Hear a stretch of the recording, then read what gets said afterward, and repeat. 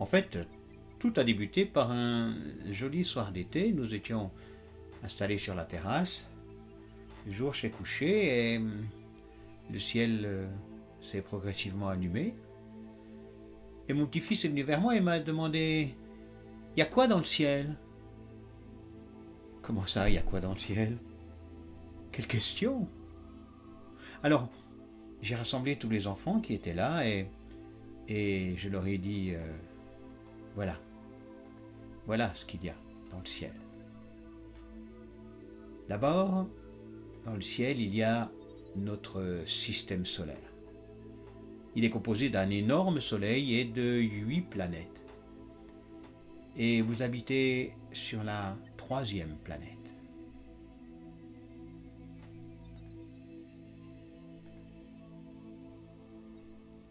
L'astre principal de ce système solaire est le Soleil.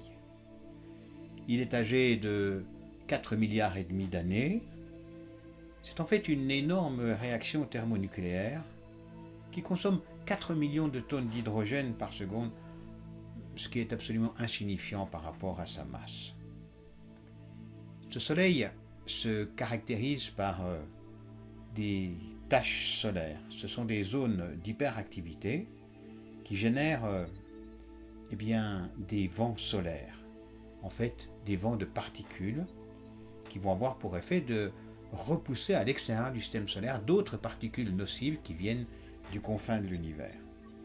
Et puis, parfois, le Soleil se met en colère, alors il émet des protubérances.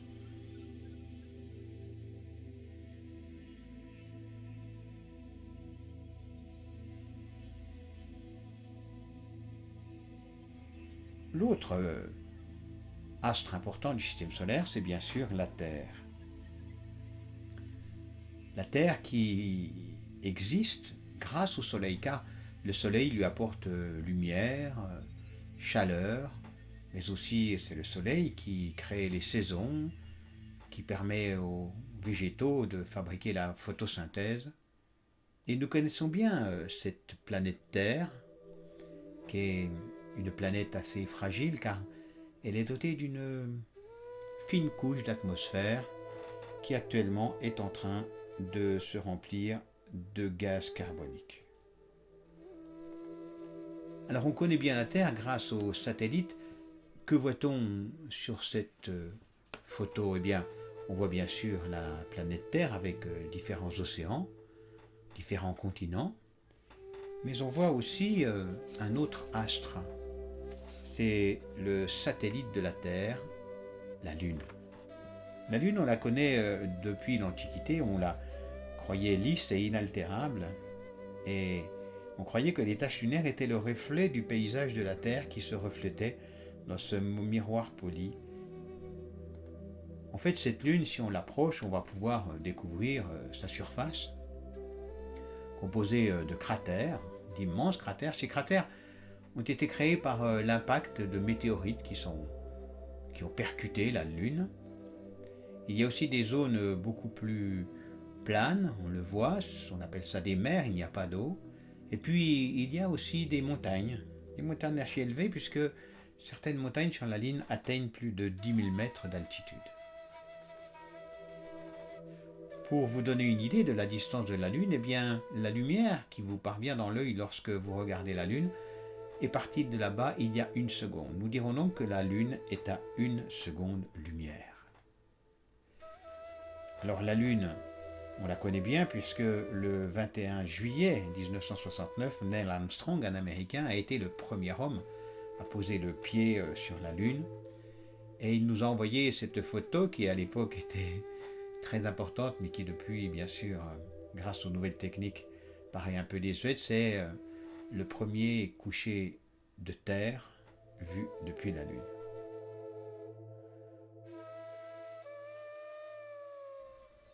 Alors, 8 planètes, il y a d'abord 4 petites planètes, des planètes dites telluriques, rocheuses, comme la Terre, c'est-à-dire composée de matière solide. La première de ces planètes, c'est Mercure, qui doit son nom au dieu romain du commerce. et c'est la planète la plus proche du Soleil. Elle tourne autour du Soleil en 87 jours. Elle est assez inhospitalière. Sa température à la surface n'est jamais inférieure à 180 degrés. Et comme toutes les planètes connues depuis l'Antiquité, c'est-à-dire les planètes proches, eh bien, elle a donné son nom à une journée de notre semaine. En l'occurrence, pour Mercure, c'est le mercredi. Il y a ensuite Vénus, qui est la déesse romaine de l'amour, assimilée à la déesse grecque Aphrodite, avec une atmosphère de gaz carbonique et un effet de serre considérable, puisque sur Vénus, il ne fait jamais moins de 480 degrés. Planète inhospitalière, donc. Vénus a donné son nom à notre vendredi. Il y a la Lune, bien sûr, autour de la Terre, qui a donné son nom à notre lundi. Et puis il y a Mars. Mars, cette planète un peu plus petite que la Terre, qui doit son nom au dieu romain de la guerre, le père de Romulus et Rémus, les fondateurs de Rome, et Mars qui a donné son nom à notre mardi. Alors Mars nous intéresse parce que Mars présente une topographie avec des analogies. Il y a d'abord ce canyon, cette Valles Marineris. C'est un effondrement amplifié par l'érosion. C'est la plus importante structure de ce type connue dans le système solaire. Elle mesure 3800 km de long et une profondeur maximale de 10 km. Elle est parfois large de 600 km. Mais il y a aussi le mont Olympus, dont le sommet culmine à 21 200 mètres. Je vous rappelle que l'Everest, le plus haut sommet de la Terre, n'est qu'à 8 848 mètres. Sa base est énorme, plus de 624 km de large. Il s'agit là aussi du plus haut sommet connu du système solaire. Alors sur Mars a été envoyée il y a un peu plus d'1 an une sonde qui s'appelle Curiosity afin de rechercher des molécules organiques, afin d'identifier les environnements susceptibles d'avoir été habitables, c'est-à-dire réunissant les conditions favorables à l'apparition de la vie. Voici une photo intéressante où l'on peut voir le sol de Mars, composé uniquement de minéral. Il n'y a ni végétal, bien entendu, ni vivant sur cette planète. Et puis, il y a aussi cette photo étrange, un coucher de soleil sur Mars avec un soleil beaucoup plus petit qu'on ne le voit depuis la Terre, puisque, évidemment, le soleil est beaucoup plus éloigné de Mars que de la Terre. Au-delà de ces 4 petites planètes telluriques, il y a 4 géantes gazeuses, des planètes composées principalement de gaz. La première, c'est Jupiter, qui doit son nom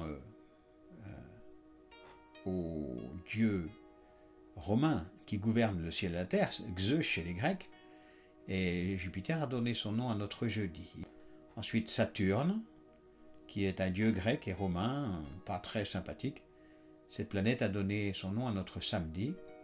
Et puis Uranus, qui était le dieu du ciel, et Neptune, le dieu des mers et des océans, Poséidon chez les Grecs. Mais voyons d'abord Jupiter. C'est une planète gazeuse avec en son centre un noyau rocheux. Son atmosphère est composée d'hélium, d'azote, d'hydrogène, d'oxygène. Elle est 1300 fois plus volumineuse que la Terre, c'est-à-dire qu'elle a une masse qui représente 320 fois celle de la Terre. Et elle est reconnue pour cette tache rouge qui est en fait une zone de surpression, une tornade permanente. On peut dire que grâce à sa masse, eh bien, cette planète est une planète protectrice. Sa force gravitationnelle, c'est-à-dire sa gravité. La gravité, c'est ce qui nous permet de tenir debout sur Terre. Les objets les plus lourds attirent les objets les plus légers. Eh bien, sa gravité balaie au loin les astéroïdes et les comètes qui viennent traîner dans le système solaire. Elle les renvoie, en fait, soit elle les absorbe, soit elle les renvoie au-delà du système solaire.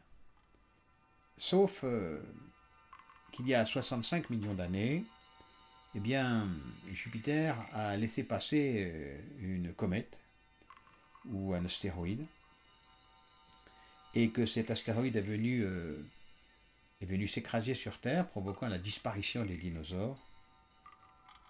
On peut dire que donc Jupiter n'avait pas fait son travail, mais la disparition des dinosaures en même temps, c'est le début de l'ère des mammifères dont nous sommes les descendants. Donc quelque part, on peut aussi remercier Jupiter. Alors Jupiter est animé de vents très violents, de l'ordre de 600 km/h dans ses couches supérieures.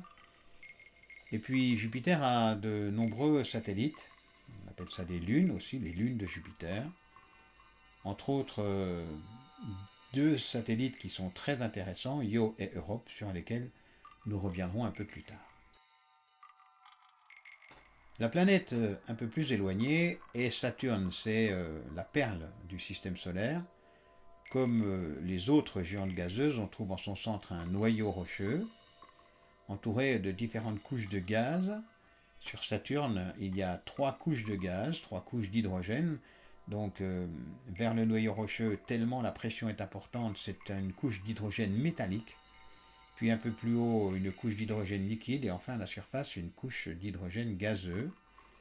Les vents sont encore plus violents. Ils soufflent à l'équateur à une vitesse qui est de l'ordre de 1800 km/h. Je rappelle que les vents les plus importants sur Terre sont de l'ordre de 200 à 220 km/h. Et pour vous donner un ordre de distance, eh bien, cette planète se trouve à 1h30 lumière, c'est-à-dire que la lumière met 1h30 pour parvenir jusqu'à la Terre. Alors, les anneaux de Saturne sont bien entendu quelque chose qui intéresse. Ces anneaux eh bien, sont composés principalement de blocs de pierre, de blocs de glace, de la glace d'eau, de la glace d'ammoniac, de la poussière également. On a découvert pour la première fois Saturne grâce aux sondes Voyager. Ce sont des sondes qui ont été envoyées en 1977, elles étaient 2. Elles ont quitté la limite du système solaire, c'est-à-dire la limite d'influence des vents solaires, en 2013. C'est pour vous dire que, avec les moyens de déplacement que nous avons actuellement, simplement sortir de notre système solaire demande 36 années de voyage. Ensuite, il y a les 2 planètes les plus lointaines qui, elles, ne sont pas visibles à l'œil nu, c'est pourquoi elles n'ont pas donné leur nom à des journées de la semaine. D'abord, Uranus, qui a été découverte par hasard en 1881 par un astronome qui observait une étoile et Uranus est passé devant. Donc c'est une planète qui a une taille importante par rapport à la Terre.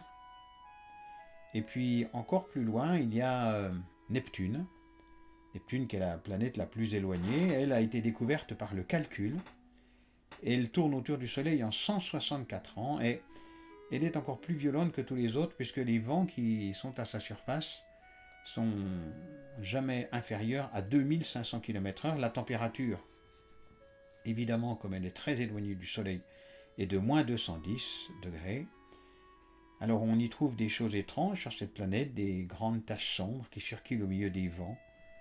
Et ce sont des choses qui sont encore un petit peu inexpliquées. Et voici comme on voit le Soleil depuis Neptune. Ça apparaît presque comme une simple étoile. Alors en plus des 8 planètes, il y a d'autres choses dans notre système solaire. Il y a, entre autres, entre Mars et Jupiter, une ceinture d'astéroïdes.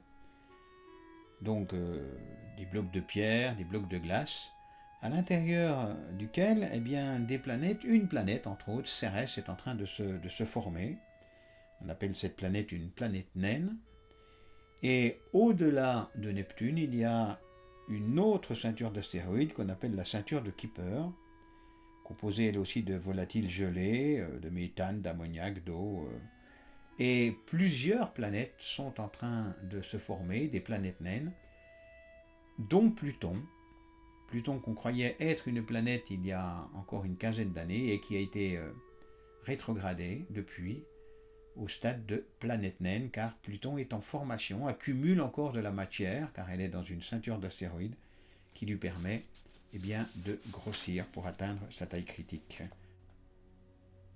Alors ces astéroïdes, ces astéroïdes, ce sont principalement des blocs de glace, des blocs de pierre, de la poussière. On en retrouve autour dans les anneaux de Saturne, on en retrouve aussi dans les ceintures d'astéroïdes. Et bien entendu, ce système est un petit peu chaotique. Parfois les pierres s'entrechoquent et libèrent de l'orbite, libèrent des poussières ou des petites pierres. Il arrive que ces petites pierres approchent de la Terre, et quand elles approchent de la Terre à une vitesse énorme de l'ordre de 70 km par seconde, elles entrent dans l'atmosphère. Au contact de l'atmosphère, elles vont s'échauffer, puis rentrer en incandescence, et puis, bien entendu, se consumer. Et une petite pierre ou un grain de poussière qui entre dans l'atmosphère et qui se consume ainsi, ça donne une étoile filante. Et puis, il y a les comètes. Les comètes, contrairement aux astéroïdes et aux planètes, n'ont pas une orbite circulaire, mais une orbite elliptique, ce qui fait qu'elles s'approchent du Soleil, elles frôlent l'orbite du Soleil, et puis elles sont éjectées très très loin, avant d'être de nouveau attirées par le Soleil. Alors voilà. Et je dis aux enfants, voilà, vous habitez, vous voyez, au centre, là, dans ce petit système solaire, avec ce gros Soleil. Autour, il y a cette fameuse ceinture de Kuiper avec tous ces astéroïdes. Et puis autour encore, il y a autre chose, il y a une énorme boule qui est composée de comètes, beaucoup de comètes de glace, ça s'appelle le nuage d'Oort. Et on s'est longtemps demandé à quoi servaient ces comètes de glace. Et on sait depuis peu que en fait, ces comètes de glace, pendant plus de 2 milliards d'années, ont, pour certaines, atterri sur Terre et ont apporté tout l'eau que l'on trouve maintenant sur Terre, que ce soit l'eau des océans ou l'eau souterraine ou l'eau des rivières. Mais essayons d'aller un peu plus loin. Qu'y a-t-il au-delà du système solaire ?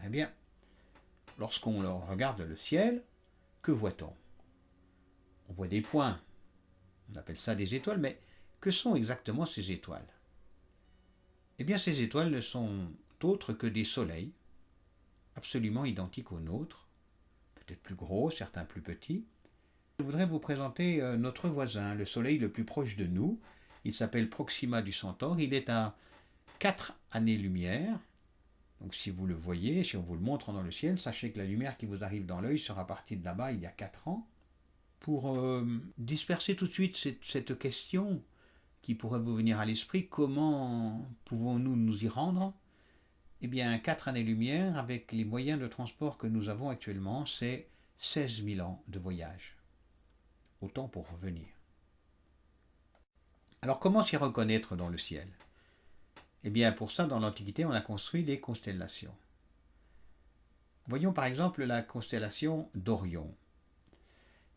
Avec les étoiles les plus lumineuses, ils ont tracé un dessin en fait qui représente le dieu Orion, le dieu de la chasse.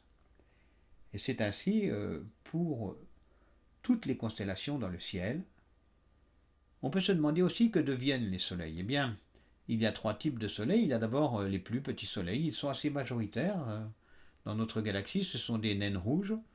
Ces petits soleils vont se consumer progressivement et puis un jour s'effondrer sur eux-mêmes et devenir ce qu'on appelle une naine blanche qui va se promener dans l'espace jusqu'à peut-être être engloutie et attirée par un plus gros soleil qu'elle. Il y a ensuite les naines jaunes. Notre soleil est une naine jaune. Sa destinée est différente. Cette naine jaune va grossir. Notre soleil, dans environ 6 milliards d'années, va accomplir cette transformation. Il va d'abord englober l'orbite de Mercure, puis celle de Mars. Évidemment, la vie ne sera plus possible à ce moment-là sur la Terre, et puis atteindre une taille critique qui fait que cet énorme soleil va qui aura consommé toute son énergie, va exploser et répandre toute sa matière, donc ses poussières et ses gaz, à travers l'espace dans ce qu'on appelle une nébuleuse planétaire.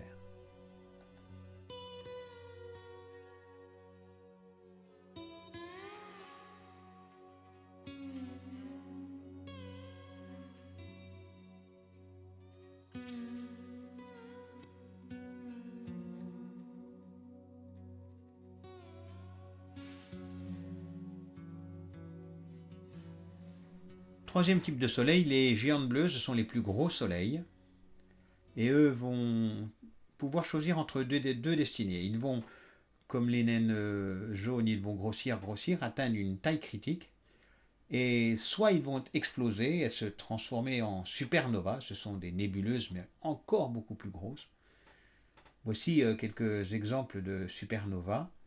Ces supernovas qui sont composées d'énormément de matière et de gaz et qui sont de véritables pépinières à étoiles. On voit d'ailleurs dans les zones blanches de cette supernova, eh bien, déjà des nouvelles étoiles qui sont en fabrication. Ou alors la géante bleue peut évoluer et puis se transformer en trou noir. Alors qu'est-ce qu'un trou noir? Un trou noir, ce n'est pas un trou, c'est en fait une étoile supermassive qui s'est effondrée sur elle-même et qui est d'une masse énorme.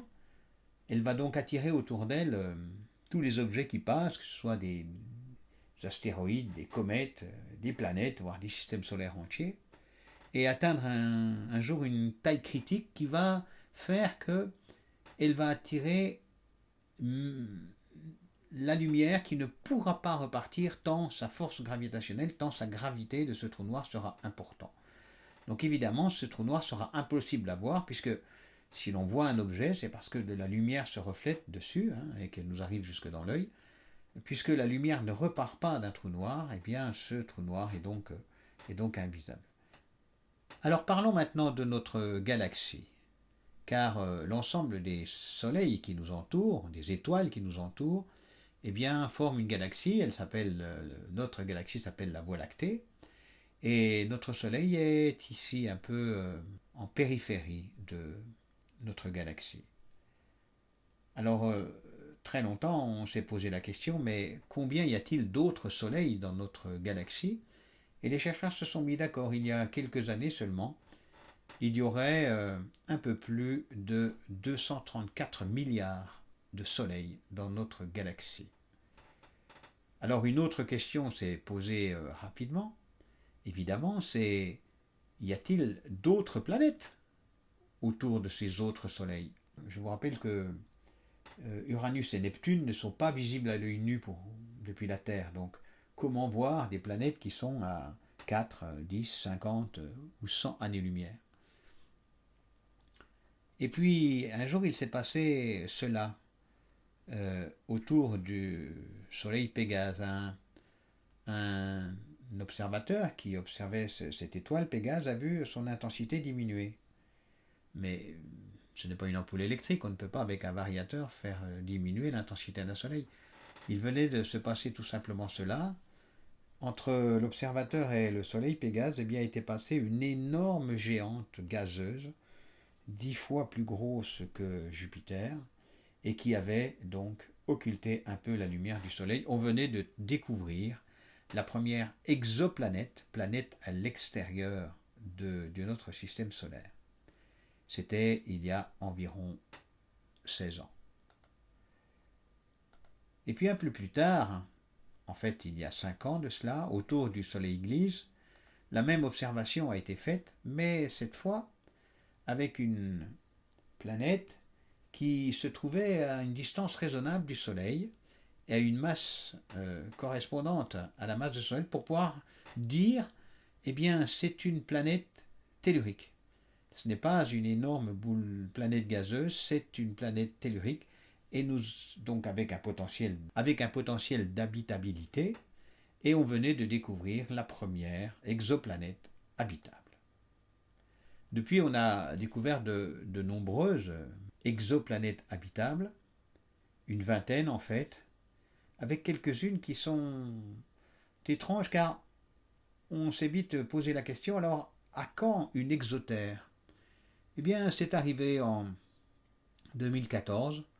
On a trouvé autour du soleil Kepler, en avril 2014 exactement, une planète qui pourrait ressembler à la Terre. On est en train de vérifier qu'elle dispose d'une atmosphère. Et bien entendu, une planète absolument inaccessible puisqu'elle est à 500 années-lumière. Plus récemment, on en a découvert une autre en juillet 2014. Elle est encore à 16 années-lumière, ce qui est énorme. Mais tout ça est en train de progresser très très rapidement. Et aujourd'hui, on estime qu'il y aurait environ 11 millions d'exotères dans notre galaxie. 11 millions sur 234 milliards de soleils, c'est un chiffre tout à fait raisonnable. Alors, puisqu'on découvre des exotères, des planètes qui pourraient accueillir la vie, on peut se poser la question, y a-t-il de la vie ailleurs? Eh bien, pour que la vie apparaisse sur un astre, il y a 3 conditions. D'abord, il faut que cet astre soit doté d'un liquide. C'est dans le liquide que va se propager les réactions chimiques qui vont permettre l'arrivée de la vie. Il faut ensuite une source d'énergie, que ce soit un soleil à proximité ou alors des volcans sous-marins qui émettent de la chaleur. Et puis il faut un composé organique, quelque chose pour démarrer la vie, une molécule d'ADN ou un acide aminé. On sait que sur Terre et d'ailleurs dans tout notre système solaire, nous avons été largement arrosés par, entre autres, des comètes qui se trouvent dans la ceinture d'astéroïdes et qui comportent beaucoup de ces composés organiques. Peut-être la vie est-elle beaucoup plus proche qu'on ne le croit. Peut-être la vie est présente sur des exoplanètes, mais on est en train de s'interroger aujourd'hui de la vie sur des satellites de notre système solaire. Il y a entre autres 2 satellites qui nous intéressent beaucoup. Autour de Jupiter, il y a le satellite Europe, qui est composé d'une gaine de glace de plusieurs kilomètres, et en dessous de cette gaine de glace, il y a de l'eau, un océan d'eau, et on sait aussi qu'il y a des sources de chaleur à l'intérieur, car Europe subit de telles contraintes en étant en orbite de Jupiter que certainement son magma est très actif et très chaud. Donc il n'est pas impossible qu'il y ait de la vie bactériologique tout près de nous, entre autres sur Europe. Et d'ailleurs, le télescope Hubble nous a envoyé il y a quelque temps cette photo avec une détection d'émissions de vapeur sur Europe. Donc ce qui va certainement faciliter les recherches. Une mission est en train d'être mise en œuvre afin d'aller collecter cette vapeur au pôle sud de Europe et afin d'identifier la présence d'éventuelles bactéries.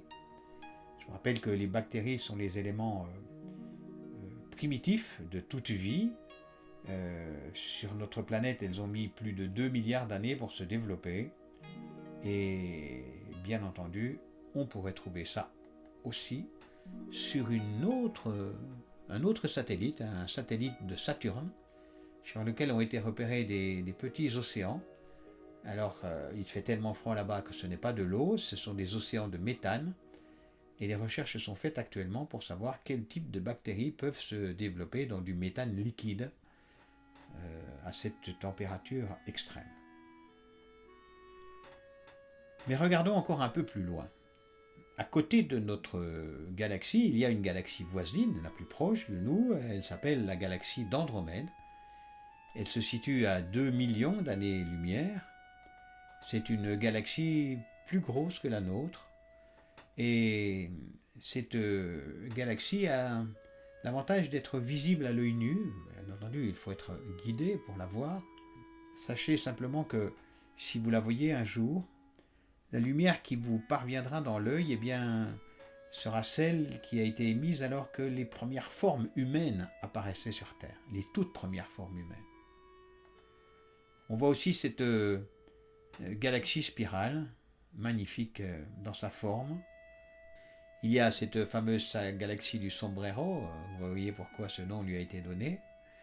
Et puis il y a la galaxie du Tourbillon. Elle est ainsi formée parce qu'elle est perturbée par une galaxie juste à côté qui entre en conflit avec elle. Cette galaxie, si un jour on vous la montre dans un télescope professionnel, elle se situe à 27 millions d'années-lumière, c'est-à-dire que la lumière qui vous parviendra sera partie là-bas alors que les premiers primates apparaissaient sur Terre. Il y a aussi ces magnifiques formes de galaxies qui sont en collision les unes avec les autres, ce qui entraîne des géométries assez exceptionnelles.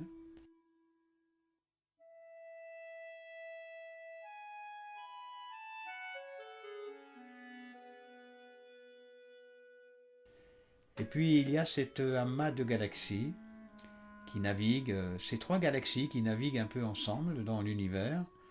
Si un jour on vous les présente, c'est original parce que elles sont situées à 70 millions d'années-lumière, c'est-à-dire que la lumière qui vous parviendra est partie de là-bas alors que les dinosaures étaient encore présents sur Terre.